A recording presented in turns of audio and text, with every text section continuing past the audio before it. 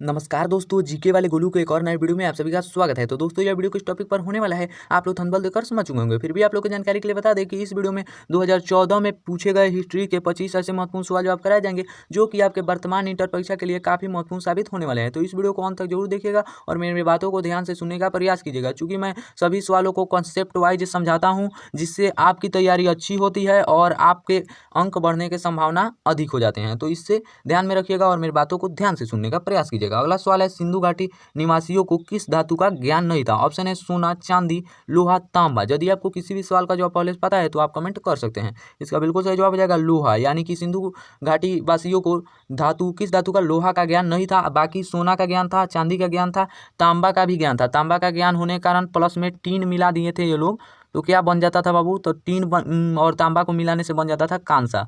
कांसा बन जाता था, जिसके वजह से कांस्य युग कहा गया हड़प्पा सभ्यता को।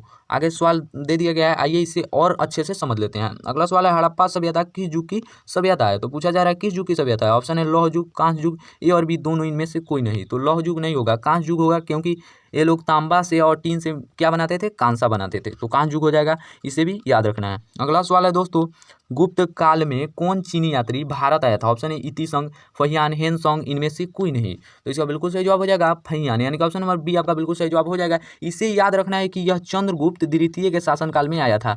किसके शासनकाल में? तो चंद्रगुप्त द्वितीय के शासनकाल में। अगला सवाल है, इंडिका के लेखक कौन थे? ऑप्शन है कौटिल्य, मेगास्थनीज, जलबरूनी, इनमें से कोई नहीं। तो इसका बिल्कुल सही जवाब हो जाएगा मेगास्थनीज, जो यूनानी राजदूत था, सेल्यूकस का राजदूत था। इसे भी नोट डाउन कर लेना है। अगला सवाल है, अशोक किस वंश का शासक था? ऑप्शन है नंद वंश, मौर्य वंश, गुप्त वंश, चोल वंश। तो इसका बिल्कुल सही जवाब हो जाएगा मौर्य वंश, यानी कि ऑप्शन नंबर बी आपका बिल्कुल सही जवाब हो जाएगा। अशोक को भारत का प्रियदर्शी शासक कहा जाता है, तो इसे भी नोट कर लेना है, यह भी इंपॉर्टेंट सवाल है। अगला सवाल है, पुराणों की संख्या कितनी है? ऑप्शन है 16, 18, 19, 20। इसे भी मैं बहुत बार करा चुका हूँ, तो आई होप कि इसका भी जवाब आप जानते होंगे।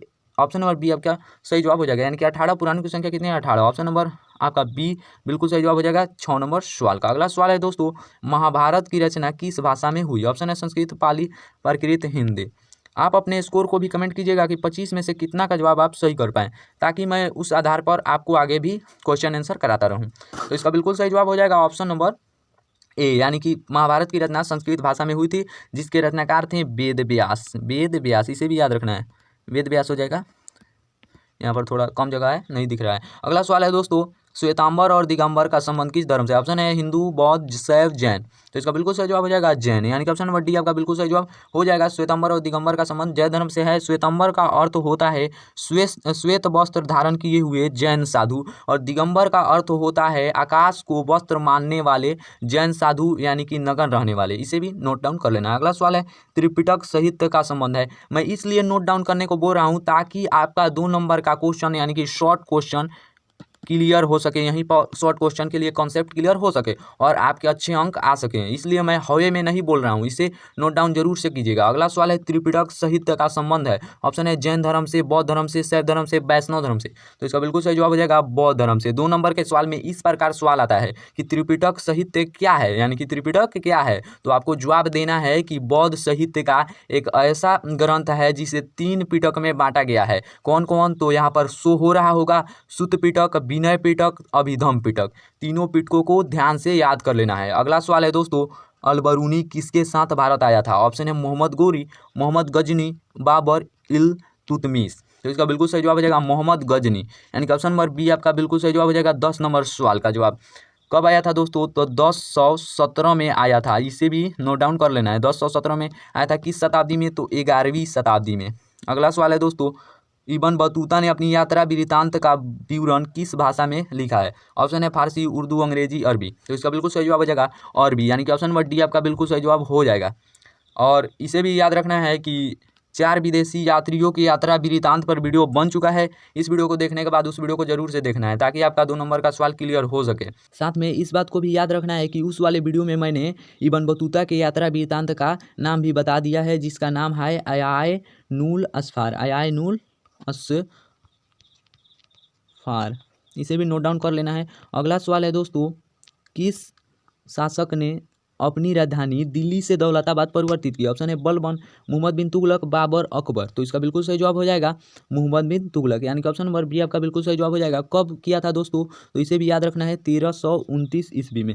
1329 ईस्वी में। यह भी सवाल कई बार पूछा जा चुका है। अगला सवाल है तलबंडी किसका जन्म स्थान था? ऑप्शन है कबीर, नानक, रैदास, मीरा। तो इसका बिल्कुल सही जवाब हो जाएगा नानक, यानी कि ऑप्शन नंबर बी आपका बिल्कुल सही जवाब हो जाएगा। कब हुआ था दोस्तों तलबंडी में इनका जन्म? तो 1469 ईस्वी में। इसे भी नोट डाउन कर सकता है। अगला सवाल है दोस्तों, रूस में भारत विधा का जनक किसे कहा जाता है? ऑप्शन है निकोलस कुंटी, जीएस लिबिदेव, ए और बी दोनों, इनमें से कोई नहीं। तो इसका बिल्कुल सही जवाब हो जाएगा ए और बी दोनों, यानी कि ऑप्शन नंबर सी आपका बिल्कुल सही जवाब हो जाएगा। रूस में भारत विधा का जनक निकोलस कुंटी और जीएस लिबिदेव दोनों को कहा जाता है। इसे भी नोट डाउन कर लेना है। अगला सवाल है दोस्तों, हम्पी किस साम्राज्य से संबंधित है? ऑप्शन है मौर्य, गुप्त, बहमनी, विजयनगर। तो इसका बिल्कुल सही जवाब हो जाएगा विजयनगर से संबंधित है हम्पी। विजयनगर के संस्थापक कौन है? तो हरिहर और बुक्का। यह भी सवाल कई बार पूछा जा चुका है, यह भी नोट डाउन कर सकते हैं। अगला सवाल है तंबाकू पर प्रतिबंध किस शासक ने लगाया? ऑप्शन है अकबर, बाबर, जहांगीर, शाहजहां। तो इसका बिल्कुल सही जवाब हो जाएगा जहांगीर। कई मतलब पुस्तकों में अकबर दिया है, लेकिन इसका बिल्कुल सही जवाब जो होगा जहांगीर होगा, क्योंकि ऑलमोस्ट सभी जगह जहांगीर दिया है। इसे नोट डाउन कर सकते हैं इस सवाल को। इंपॉर्टेंट सवाल है, कई बार पूछा जा चुका है। अगला सवाल है आईन अकबरी कितने भागों में विभक्त है? ऑप्शन है 2, 3, 4, 5। तो इसका बिल्कुल सही जवाब हो जाएगा 5, जिसके रचनाकार हैं अबुल फजल। इसे भी नोट डाउन कर लेना है। अगला सवाल है दीन इलाही संबंधित है बाबर से, हुमायूं से, अकबर से, जहांगीर से। तो इसका बिल्कुल सही जवाब हो जाएगा दीन इलाही का संबंध है अकबर से। अकबर ने दीन इलाही को 1582 में शुरू किया था, प्रसिद्ध इतिहासकार अबुल फजल के कहने पर। दीन इलाही का अर्थ होता है ईश्वर का धर्म। इसे भी नोट डाउन कर लेना। अगला सवाल है कौन मुगल बादशाह आलमगीर के नाम से जाना जाता है? ऑप्शन है जहांगीर, शाहजहां, औरंगजेब, बाबर। तो इसका बिल्कुल सही जवाब हो जाएगा औरंगजेब, यानी कि ऑप्शन नंबर सी आपका बिल्कुल सही जवाब हो जाएगा 19 नंबर सवाल का जवाब। अगला सवाल है अकबरनामा की रचना किसने की? ऑप्शन है अमीर खुसरो, अलबरूनी, इब्न बतूता, अबुल फजल। तो इसका बिल्कुल सही जवाब हो जाएगा अकबरनामा के रचनाकार जो हैं अबुल फजल हैं, यानी कि ऑप्शन नंबर डी आपका बिल्कुल सही जवाब हो जाएगा 20 नंबर सवाल का जवाब। अगला सवाल है 21 नंबर, पानीपत का प्रथम युद्ध किस वर्ष हुआ था? ऑप्शन है 1509, 1526, 1556, 1761। तो इसका बिल्कुल सही जवाब हो जाएगा 1526। किसके किसके बीच हुआ था दोस्तों? तो बाबर और इब्राहिम लोदी के बीच हुआ था, जिसमें इब्राहिम लोदी की हार हो गई थी। अगला सवाल है दोस्तों, दामिनी को क्या है था? ऑप्शन है भूभाग, उपाधि, तलवार, इनमें से कोई नहीं। तो इसका बिल्कुल सही जवाब हो जाएगा दामिनी को क्या था? तो भूभाग, यानी कि ऑप्शन नंबर ए आपका बिल्कुल सही जवाब हो जाएगा 22 नंबर सवाल का जवाब। अगला सवाल है दोस्तों, अस्थायी बंदोबस्त संबंधित है? तो ऑप्शन है वारेन हेस्टिंग से, लिंटन से, रिपन से, कर्नवालिस से। तो इसका बिल्कुल सही जवाब हो जाएगा ऑप्शन नंबर डी, यानी कि कर्नवालिस से अस्थायी बंदोबस्त का संबंध था। कर्नवालिस ने 1793 में बंगाल में अस्थायी बंदोबस्त लागू किया था। इसे भी नोट डाउन कर लेना है। अगला सवाल है पुर्तगालियों ने गोवा पर कब अधिकार किया? ऑप्शन है 1509, 1510, 1512, 1515। तो इसका बिल्कुल सही जवाब हो जाएगा ऑप्शन नंबर बी, यानी कि 1510 में पुर्तगालियों ने गोवा पर अधिकार किया था और पूरे 450 वर्ष प्लस इन्होंने भारत पर शासन किया था। अगला सवाल है दोस्तों, बंगाल विभाजन की घोषणा किस वर्ष हुई? ऑप्शन है 1905, 1906, 1911, 1914।